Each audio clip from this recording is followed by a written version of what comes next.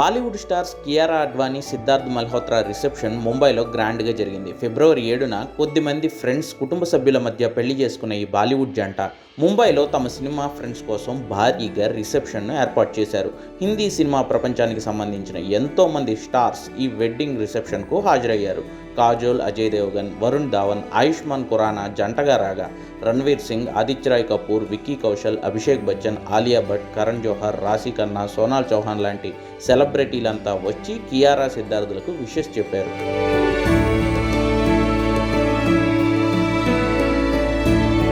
Reception అవుట్ఫిట్గా Siddharth Malhotra black colour prefer చేయగా, Kiara black and white కాంబినేషన్తో పాటు ఎమరాల్డ్స్, డైమండ్స్ నెక్లెస్తో దగదగా మెరిసిపోయారు.